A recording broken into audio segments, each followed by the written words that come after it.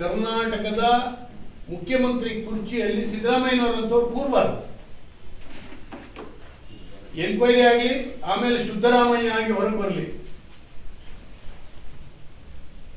ಆಮೇಲೆ ಕುರ್ಚಿ ಕೂರ್ಲಿ, ಯಾರದೇ ಅಂತಂದ್ರೆ ಈ ಕಳಂಕವನ್ನು ಹೊತ್ತು ಅವ್ರ ಅಧಿಕಾರ ನಡೆಸುವಂತಹದ್ದು ಒಳ್ಳೆಯದಲ್ಲ. ಮತ್ತು ಕಾಂಗ್ರೆಸ್ ಒಂದು ಆಲ್ ಇಂಡಿಯಾ ಪಾರ್ಟಿ, ಅದು ನಾವು ಸಿದ್ದರಾಮಯ್ಯನವ್ರ ಬೆನ್ನಿಗಿದ್ದೀವಿ ಅಂತ ಹೇಳಿದ್ರೆ ಏನಂತ? ಭ್ರಷ್ಟರ ಬೆನ್ನಿಗೆ ಒಂದು ಆಲ್ ಇಂಡಿಯಾ ಪಕ್ಷ ಇದೆ, ನಿಂತ್ಕೊಂಡಿದೆ ಅಂತ ಹೇಳುವಂಥದ್ದು ಭಾವನೆ ನಿರ್ಮಾಣ ಆಗ್ತದೆ.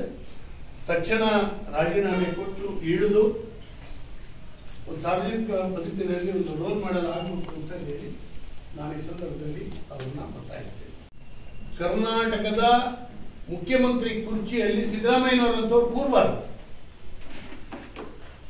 ಎನ್ಕ್ವೈರಿ ಆಗಲಿ, ಆಮೇಲೆ ಸಿದ್ದರಾಮಯ್ಯ ಆಗಿ ಹೊರಗೆ ಬರಲಿ, ಆಮೇಲೆ ಕುರ್ಚಿ ಕೂರ್ಲಿ, ಯಾರದೇ ಅಂತಂದ್ರೆ ಈ ಕಳಂಕವನ್ನು ಹೊತ್ತು ಅವ್ರ ಅಧಿಕಾರ ನಡೆಸುವಂತಹದ್ದು ಒಳ್ಳೆಯದಲ್ಲ. ಮತ್ತು ಕಾಂಗ್ರೆಸ್ ಒಂದು ಆಲ್ ಇಂಡಿಯಾ ಪಾರ್ಟಿ, ಅದು ನಾವು ಸಿದ್ದರಾಮಯ್ಯನವ್ರ ಬೆನ್ನಿಗಿದ್ದೀವಿ ಅಂತ ಹೇಳಿದ್ರೆ ಏನಂತ?